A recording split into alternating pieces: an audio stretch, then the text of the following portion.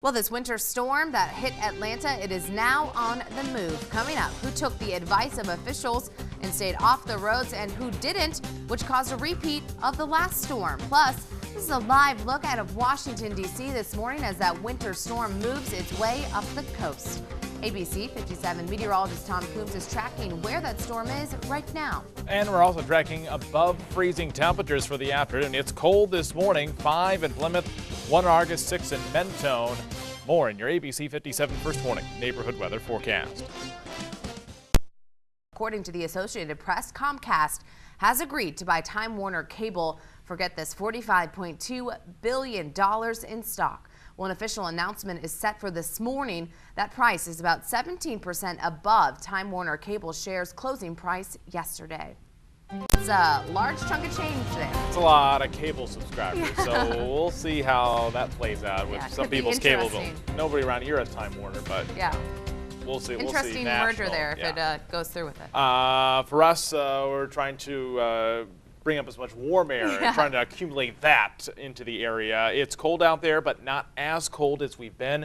We might get above freezing today, a rarity that's been in a winter that's been predominantly below normal with temperatures and below freezing for the area. We're at 12 right now in South Bend. Now it's near 0 for Rochester, Warsaw, and Goshen. The clouds have cleared out south of US 6 for the most part, and so that's where temperatures are colder this morning. The radar picture is clear. There's no threat of any snow today. Tonight, a little different story. You may see a light coating of snow. What we're tracking, above 0 start with above freezing highs, and well, below normal temperatures will return as we go into the day tomorrow. Here's a look at the forecast for today. We see sunshine in the morning, and then those clouds increase this afternoon and evening. The temperatures go from the teens into the 20s, and we'll top out around 30 degrees, maybe even 32 degrees later this afternoon. So there is going to be a warm up. The chance for snow is later tonight. We're talking after midnight into tomorrow morning. That's the best timing on any at least light snowfall for the area. I'll talk about that and what's in store for the weekend. There's more snow in the 10-day forecast. I'll have that in less than 10 minutes. Emily? Thanks, Tom. 5:13. The latest winter storm is currently making its way up the East Coast. Ice-coated roads stopped traffic there in North Carolina, and that storm caught many by surprise despite warnings. Now, some drivers, just like 2 weeks ago in Atlanta, left their cars on the side of North Carolina highways. And for those back in Atlanta, well, they actually stayed off the roads, preventing a repeat of last month's traffic nightmare. The biggest thing is Georgians are cooperating. They are staying at home. They're avoiding getting on the roadways, and that's been a big help to everybody.